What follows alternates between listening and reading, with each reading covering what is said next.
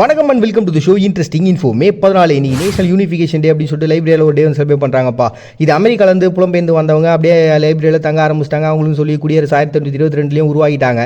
இது அங்கே இருக்கக்கூடிய பூர்வீக பழங்குடி மக்களுக்கு வந்து பிடிக்கல. ஏன்னா இது எங்கள் ஏரியாவில் நீங்கள் வந்து ஆட்சிகளாம் பண்ணுறீங்க, உங்களுக்கு சட்டத்திட்டங்களை உருவாக்கினீங்க, அப்போ எங்களுக்கு என்னடா பண்ணுறது அப்படின்னு சொல்லிட்டு இது வந்து எப்படியா தீர்த்து வச்சணும் அப்படின்னு சொல்லிட்டு 1944 வில்லியம் டஃப்மேன் அப்படின்ற ஜனாதிபதி வந்து அதுக்கு நிறைய நடவடிக்கைகளை எடுக்க ஆரம்பிக்கிறாரு. இருந்தாலும் 1960 அதுக்காக ஒரு திட்டத்தையும் போட்டு அப்படி உருவாக்கப்பட்ட ஒரு தினம் தான் பார்த்தீங்கன்னா ஒருமைப்பாட்டு தினம் அப்படின்னு சொல்லிட்டு அதாவது யூனிஃபிகேஷன் டே அப்படின்னு சொல்லிட்டு செலிப்ரேட் பண்ண ஆரம்பிச்சாங்க. பட் இருந்தாலும் அந்த பிரச்சனை சால்வ் ஆகலைங்க. ஏன்னா 1989 1996 இடைப்பட்ட காலத்தில் 1992 2003 இடைப்பட்ட காலத்தில் உள்நாட்டு போர் ஏகப்பட்டது வெடிச்சு நிறைய மக்கள் அதனால் பாதிக்கப்பட்டாங்க. ஸோ இன்னைக்கு வரைக்கும் அந்த பிரச்சனை போயினே தாங்க இருக்குது. சரி, இந்த மாதிரி ஒரு டேவை கொண்டாடாவது அவங்களுக்குள்ள ஒரு ஒத்துமை வராதா அப்படின்னு சொல்லி உருவாக்கப்பட்ட ஒரு தினம் தான் பார்த்தீங்கன்னா நேஷனல் யூனிஃபிகேஷன் டே அப்படின்னு சொல்லிட்டு லைப்ரரி டே வந்து செலிப்ரேட் பண்ணுறாங்க மே 14. நெக்ஸ்ட் டே டொபாக்கோ ஃபேட்வா டே அப்படின்னு சொல்லிட்டு ஒரு டே வந்து ஈரானில் செலிப்ரேட் பண்ணுறாங்கப்பா. இது வந்து ஃபாரினர்ஸ்க்குலாம் நாங்கள் சலுகை தரேன், நீங்கள் இந்த புகையிலை கம்பெனி உங்களுடைய விஷயங்கள்லாம் இங்கே நாட்டுக்கு கொண்டு வந்துடலாம் அப்படின்னு சொல்லிட்டு அப்போ ஜனாதிபதியாக ஈரானில் இருந்தவர் வந்து சொல்லிட்டாரு. இது என்ன ஆகுதுன்னா கிட்டத்தட்ட 2 லட்சம் மக்கள் ஈரானில் வந்து புகையிலை தொழிலில் செய்யக்கூடிய ஆட்களாக இருக்கிறாங்க. அவங்களுக்கு ஒரு பெரிய பாதிப்பு ஏற்படுத்துச்சு. ஏன்னா உற்பத்தி இதை வந்து அப்படியே ஏற்றுமதி பண்ணுறது இதில் தானே வருமானம். இதை ஃபாரினர்ஸ் டேரெக்டாக இங்கே வந்து சலுகைகளை பண்ணிட்டு போயிட்டாங்கன்னா அப்போ அவங்க என்ன பண்ணுறது? ஸோ இது எப்படி எதிர்த்தாகணும்னு சொல்லிட்டு இதுக்காக ஒரு பெரிய போராட்டங்கள் அங்கே வெடிக்குது. இதில் வந்து ஒரு மத தலைவர் என்ன பண்ணுறாருன்னா 1899 ஒரு பெரிய பிரச்சாரத்தை ஏற்படுத்துறாரு. அது தொடர்ந்து பார்த்தீங்கன்னா ஒரு நாள் எல்லாரும் கடையை மூடிடுங்க அப்படின்னு சொல்லிட்டு கடையை மூட்டாங்க, ஸ்மோக் பண்ணுறதுல எல்லாம் ஸ்டாப் பண்ணிட்டாங்க. இதனால் அவங்க நாட்டினுடைய பொருளாதாரம் டோட்டல் டேமேஜ் ஆகுது. நான் பண்ணது தப்பு தான்ப்பா அப்படின்னு சொல்லிட்டு ஜனாதிபதி அந்த சட்டத்திட்டங்கள்லாம் ரத்து பண்ணி சலுகைகளும் இல்லாமல் பண்ணிட்டாரு. ஸோ அந்த ஒரு ரெவல்யூஷன் வந்து கொண்டாடுறதுக்காக தான் டொபாக்கோ ஃபேட்வா டே அப்படின்னு சொல்லிட்டு ஒரு டே வந்து சர்வே பண்ணுறாங்க ஈரான் மே 14. நெக்ஸ்ட் இந்த பஃபலோ கன்சர்வேஷன் டே அப்படின்னு சொல்லிட்டு தாய்லாந்தில் ஒரு டே சர்வே பண்ணுறாங்கப்பா. இது 2017 உருவாக்கப்பட்டது. இந்த பஃபலோ அதாவது இந்த எருமை மாடுகள் பார்த்தீங்கன்னா இந்தியா சீனாவில் ஒரு பூர்வீகமாக பல 100 வருஷங்களாக வாழ்ந்துன்னு தான். அப்போதுலேருந்தே பார்த்தீங்கன்னா ஆதி காலத்துலேருந்து அவங்க எதுக்காகனா விவசாயத்துக்கு யூஸ் பண்ணுறாங்களாம், பாலுக்காக யூஸ் பண்ணுறாங்களா, அது கறிக்காக யூஸ் பண்ணுறாங்களா. இனி கூட இந்தியாவில் வந்து பார்த்தீங்கன்னா மோஸ்ட்லி ஏற்றுமதி ஆகக்கூடிய ஒரு பொருளாதாரத்தில் ஒரு பெரிய பங்கு வகிக்கக்கூடிய ஒரு விஷயமா இந்த கறி உணவு அதாவது இந்த எருமை மாடுகளுடைய உணவுன்றது ஏற்றுமதி பண்ணுகிறாங்க. அது மட்டும் இல்லாமல் பார்த்தீங்கன்னா 1960 இயந்திரங்கள் வந்ததுக்கு அப்புறம் தாய்லாந்தில் இந்த எருமைகளுடைய பயன்பாடுன்றது டோட்டலாக டவுன் ஆக ஆரம்பிச்சிது. ஏன்னா தாய்லாந்து அப்படின்றதே ஒரு விவசாய பூமி தான் அவங்க நாடும். அப்படிப்பட்ட நாட்டில் இயந்திரங்கள் வந்ததுக்கப்புறம் இதை வளர்த்துன்னு இருந்தவங்க 3,90,000 அதை கிட்டத்தட்ட 4 லட்சம் பேர் வளர்த்துன்னு இருந்தவங்க இப்போ வெறும் 1.5 லட்சம் பேரை தான் வளர்த்துனுங்கிறாங்களாம். அப்போ எந்த அளவுக்கு இந்த எருமை வளர்ச்சி அப்படின்றது கம்மியாயிடுச்சுல. ஸோ இது வந்து நம்ம நாட்டில் பாரம்பரியமாக இருக்கக்கூடிய ஒன்று. ஸோ நம்ம எருமைகளை வளர்த்தாகணும் அப்படின்னு சொல்லிட்டு அதுக்காக ஒரு டே உருவாக்கலாம், அதை பாதுகாக்கணுன்றதுக்காக உருவாக்கப்பட்ட தினம் தான் பார்த்தீங்கன்னா இந்த தினம். எதுக்காக இந்த டேட்டை இவங்க சூஸ் பண்ணாங்க அப்படின்னா பூமி போல் அதுலேயே என்ன பண்ணாருன்னா இந்த கால்நடைகளை வளர்க்கறதுக்கு தனியாக வந்து வங்கிகள்லாம் தொடங்கினார். ஸோ அந்த நாளை சூஸ் பண்ணி தான் பார்த்தீங்கன்னா இவங்க த பஃபலோ கன்சர்வேஷன் டே அப்படின்னு சொல்லிட்டு தாய்லாந்து செலிப்ரேட் பண்ணுறாங்க May 14. Next day அஃப்ரெக்ஸியா awareness day அப்படின்னு சொல்லிட்டுங்க. இது வந்து குழந்தைங்க சின்ன வயசில் பேச்சு திறமையில் ஏற்படக்கூடிய தடுமாற்றத்தை தான் இந்த நோய் சொல்லுது.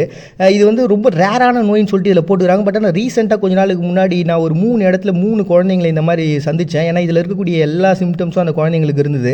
இது என்ன பண்ணும் அப்படின்னா குழந்தைங்களுக்கு பேச்சை வந்து உருவாக்குறதுல தடையை ஏற்படுத்தும். அதாவது பிரெயின் என்ன பண்ணுன்னா நம்மளுடைய கழுத்து, தாடைகள், நாக்கு இது எல்லாத்தையும் ஒருங்கிணைச்சு தான் அந்த ஓசைகள்ன்றது வெளில வரணும். அந்த ஓசையை வந்து ஒரு ஏற்படக்கூடிய ஒரு சின்ன பிரச்சனைனால மூளை பாதிப்புனால அது என்ன பண்ணுதுன்னா அந்த வேலையை செய்ய விடாமல் ஒரு தடை ஏற்படுத்துது.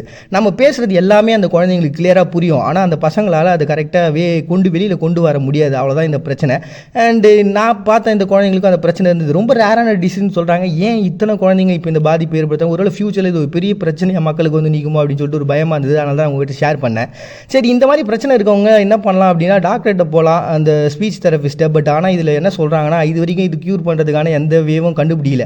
எதனால் இது ஏற்படுது அப்படின்னு பார்த்தா ஒன்று மரபணு கோளாறுனால ஏற்படுதான். அது இந்த கை கால் வலிப்பு, மன இருக்கும், இதெல்லாம் அதிகமாக இருக்கவங்களுக்கு இந்த பிரச்சனை வருது அப்படின்னு சொல்லிட்டு சொல்லப்படுதுங்க. இதை க்யூர் பண்ண முடியலனாலும் அவங்கள எப்படி பட் இருந்தாலும் நம்மளுடைய ஆதரவு அவங்களுக்கு அதிகமாக கிடைக்க இதில் வந்து நம்ம இன்வால்மெண்ட்ன்றது கொடுக்க ஆரம்பித்தோம் அப்படின்னா அதுக்கான மெடிசன்ஸோ இல்லாட்டி அதை எப்படி க்யூர் பண்ணுறது அப்படின்ற விஷயங்கள்லாம் வந்து அவங்க கொண்டு வருவாங்க. ஸோ இதுக்காக உருவாக்கப்பட்ட ஒரு தினம் தான் அஃப்ரெக்ஸியா அவேர்னஸ் டே அப்படின்னு சொல்லிட்டு ஒரு டே வந்து அனுசரிக்கிறாங்க மே 14. நெக்ஸ்ட் இண்டிபெண்டன்ஸ் டே வந்து பெராகுவே செலிப்ரேட் பண்ணுறாங்கப்பா. இது வந்து ஸ்பானியர்களுடைய ஆட்சியும் வேணாம், இந்த ஐக்கிய நாடுகளுடைய ஆட்சியும் வேணாம் அப்படின்னு சொல்லிட்டு முடிவு பண்ணிட்டாங்க. இதனால் அர்ஜென்டினா அம்ச படையும் வந்து தோக்கடிச்சிட்டாங்க இந்த பெராகுவே. ஸோ அதை தொடர்ந்து பார்த்தீங்கன்னா இவங்களுக்குன்னு ஒரு மிகப்பெரிய பவர் அப்படின்றது கிடைக்குது. அண்ட் அந்த சமயத்தில் பார்த்தீங்கன்னா யாரும் பெருசாக இவங்களுடைய இந்த சுதந்திரத்தை ஏற்றுக்கல.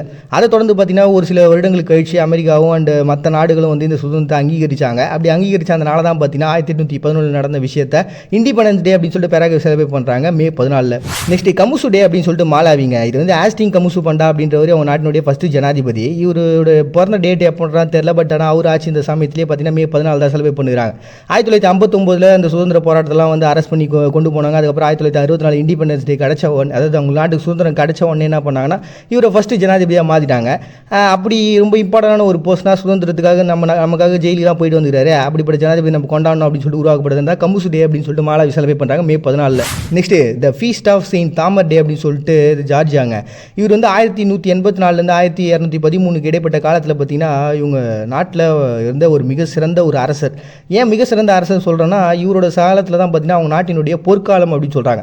வெளியுறவு கொள்கையாக இருக்கட்டும் அண்ட் அவங்க நாட்டுக்கு நிறைய டெவலப்மெண்ட்டாக இருக்கட்டும், மிலிட்ரி, போலீஸு, கல்ச்சர் அப்படின்னு சொல்லி ஏகப்பட்ட விஷயங்கள் டெவலப்மெண்டேஷன்றது பண்ண ஒரு பர்சனு. அதனால தான் பார்த்தீங்கன்னா ஜார்ஜியாவில் ரொம்ப இம்பார்ட்டண்டாக இருக்கக்கூடிய இந்த பர்சனுடைய பர்த்டேவை இன்னைக்கு feast of saint Tamar day அப்படின்னு சொல்லிட்டு ஒரு டே வந்து செலிப்ரேட் பண்ணுறாங்க மே 14. 100 ஆண்டுகளில் சிலரின் சிந்தனை தொகுப்பே இன்னோவேஷன். மறுபடியும் உங்களை நாளைக்கு வந்து சந்திக்கிறாது. உங்கள்கிட்ட நான் உங்கள் பாண்டிய நீங்கள் பார்த்துருக்கீங்க. இந்த நிகழ்ச்சி இன்ட்ரெஸ்டிங் இன்ஃபோ.